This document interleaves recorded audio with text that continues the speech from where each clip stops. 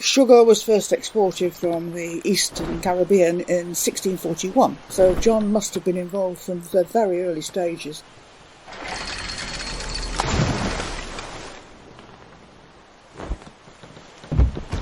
Welcome to 100 Years, 100 Objects, stories from the collections of Lancaster City Museums.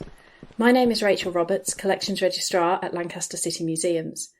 2023 marks 100 years of our museums and collections, and we're celebrating by examining 100 intriguing objects that help tell the story of Lancaster, Morecambe and the surrounding area.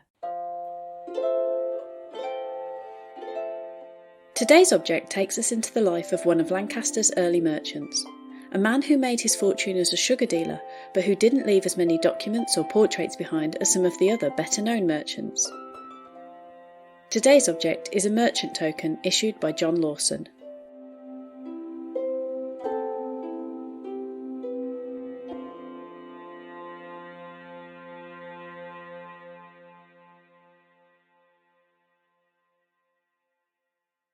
The token itself is quite small, not much bigger than a modern 5p piece. On one side is a design of a horse, with a standard and flag across its shoulder. Around the edge are star shapes and dots, and the letters IN, followed by the word Lancaster, heavily worn away. On the other side is a design made up of the initials L, I and M, surrounded by star shapes and dots, and around the outside the words John Lawson are just legible. There are quite a few tokens in the museum collection, as they were often issued by merchants as a sort of stand-in currency during periods when small change was scarce, making everyday low-value transactions difficult. We do not have an exact date for the issue of this token, but John Lawson lived from around 1624 to 1689, and as such we know it's probably one of the earliest tokens in the collection. The majority of the other tokens are from the 18th century, which was the heyday of merchant tokens. Although we do know that other Lancaster merchants like William Proctor and John Greenwood were also producing tokens in the 17th century. John Lawson's name appears on several objects from Lancaster's past, including maps where his large estate on what is now St Leonard's Gate can be seen, tokens like this one, and a large and imposing tombstone. However, the Lawson family are not as well known as some of the later merchants and landed families from Lancaster's past, like the Daltons, Rawlinsons or Satterthwaites. We spoke to Anne Morgan to find out a little bit more about the man behind the name. John is variously described in a number of different places as a grocer, sugar house and still owner and a colonial merchant. On the 1684 map of Lancaster that was discovered in 1952, and it was Kenneth Docton that worked on that. On that, John Lawson's clearly identified as the owner of a sugar house, a still, a warehouse at 15 St Leonard Street. Sugar was first exported from the Eastern Caribbean in 1641.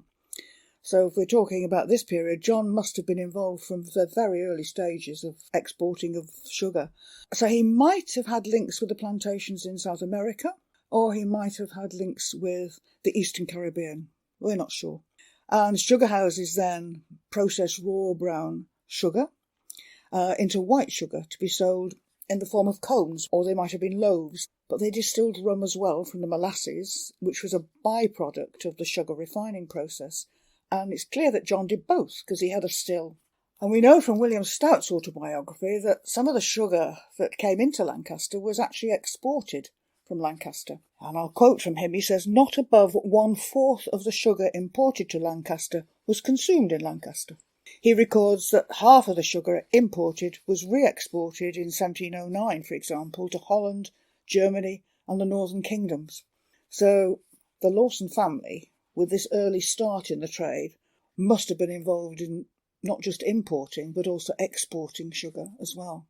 So we've said that he clearly had established links with sugar plantations on which enslaved people were working. He would have brought it by ship into his sugar house through the wharf that he built on the river. The map that I've just talked about earlier says that they owned 15 and 17 St Leonard Street. But the map also shows that he owned a property at 9 Pudding Lane, which is now Cheapside. And then in 1680, he was given permission to erect a stone bridge over the mill dam from his garden at number 17, St Leonard Street. And that was a green area at that stage of the city, and he was permitted then to erect a wharf adjacent to it. over which he brought his goods that he was importing. It was 20 yards long, quite long really for this day, and in order to get permission he also granted freemen the use of it, but they had to pay him 4p a ton for goods that they brought over his bridge into the city. So he's very much part of this merchant grouping within the city.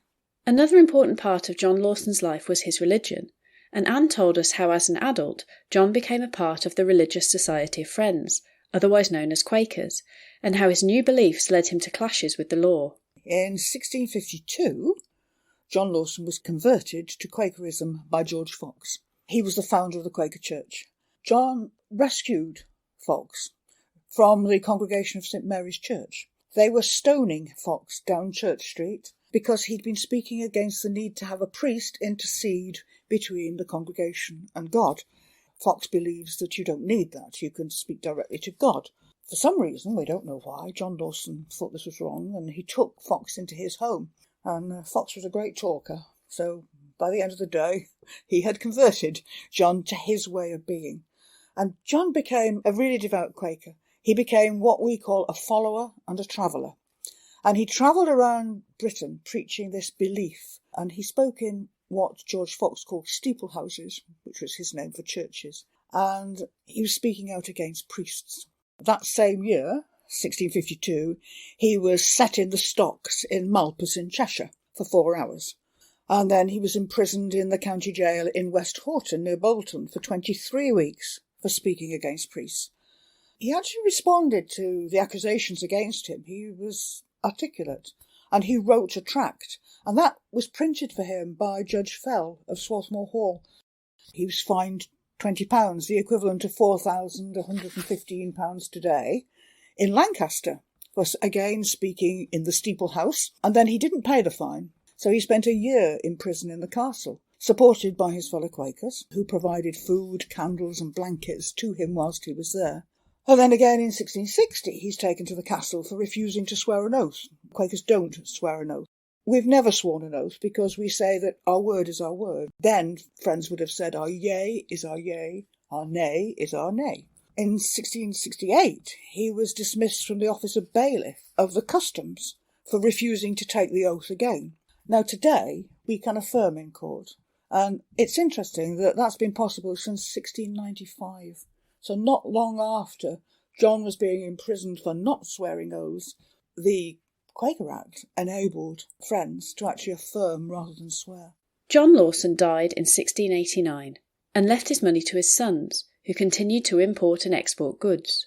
John's sons, Robert the elder and Joshua, along with John's daughters and sons-in-law, they inherited wealth in 1689. And Robert is interesting because he chose to invest in the South Sea Company, experiencing substantial losses, I have to say, in 1721 when the South Sea bubble burst. And that was the war with Spain and seizing of company property and corruption amongst the board of directors and so on, including government cabinet ministers. And that led to the stock collapsing.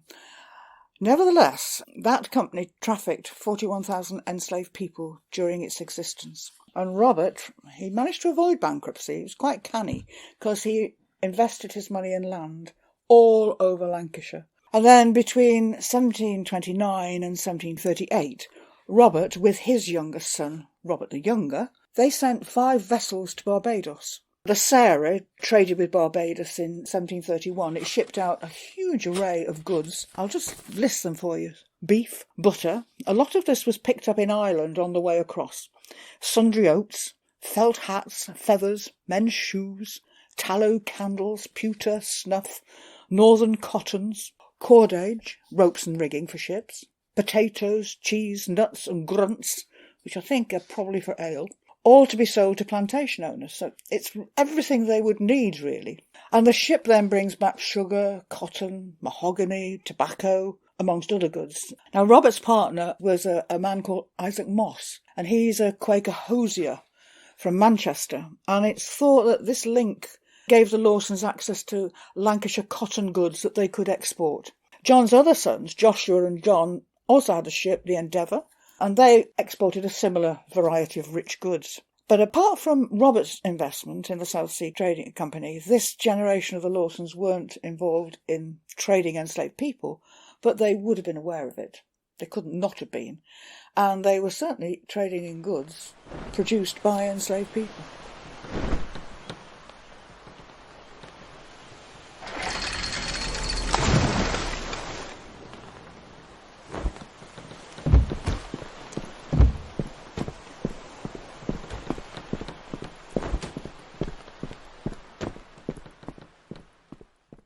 But in the time of John's children and grandchildren, the product that had originally created their family's wealth, sugar, became a focus for the growing movement which aimed to end slavery.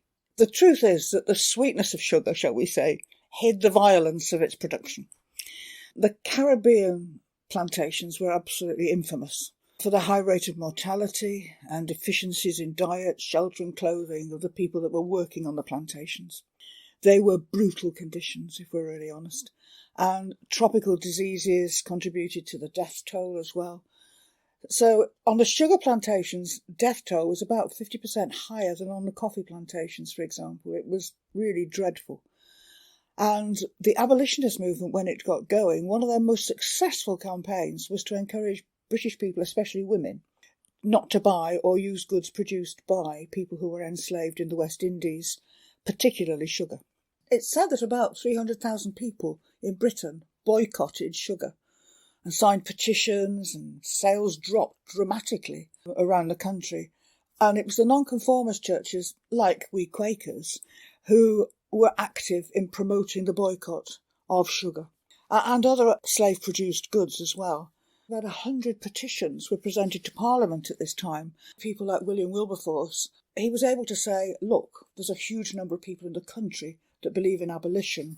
So he could confidently assert an argument that reflected a national concern rather than his personal concern. And so we get a stage where abolition then becomes, through the sugar boycott, a sort of election issue, and pressures being put on people standing for Parliament to state their position. And it's quite interesting looking at the Rawlinson family. Abraham Rawlinson, who had been the MP for Lancaster, absolutely opposed to the sugar boycott, pro-enslaving, opposed to abolition. In his letter book in 1792, he writes, "The people in England want to lower the price of sugar, and yet continue presenting petitions from all quarters to Parliament to procure the abolition of the slave trade. Many have left off the use of sugar for the purpose of putting a stop to the slave trade. If the custom became prevalent of eating and using nothing that had been touched by slaves, we may soon expect to see people in the state of their first nature, naked in the field, feeding like Nebuchadnezzar upon grass. What wonders their philanthropy or enthusiasm will produce is unknown." To finish our story, Anne told us about one last generation of the Lawson family, someone who helped to build a brand new community at the mouth of the River Lune, although not one that proved very profitable for himself. Robert Lawson is John's grandson. He's the son of Joshua. Robert Lawson marries Mercy Moss. She was in fact the daughter of the gentleman we've just been talking about, the hosier Isaac Moss from Manchester. And Robert developed the port of Sunderland Point as a dock and as an outpost of the port of Lancaster. And it's claimed actually that the first bale of cotton for the Lancashire cotton industry landed there. There's no proof, but that's claimed. So we find Robert building this port, and apparently the merchants of Lancaster would gather to Sunderland Hall out on the point and watch for the ships coming in. He was actually declared bankrupt in 1728, but he wasn't disowned by friends, which is really unusual because Quakers are entreated not to run into debt beyond what they were able to pay. And still are. And William Stout provides us a really interesting description that gives us a different picture of the picture that's been put out about why Robert Lawson failed in business. It's said that it failed because Glasson Dock was being built. Now, William Stout writes in his book, really interestingly, "In the 4th month of this year, 1728, Robert Lawson of Sunderland Point failed in his credit, who had done as much in merchandise here as all the rest, and had good success in trade, but employed the profit in superfluity of buying land at great prices and building chargeable and unnecessary houses, barns, gardens, and other fancies, and costly furniture.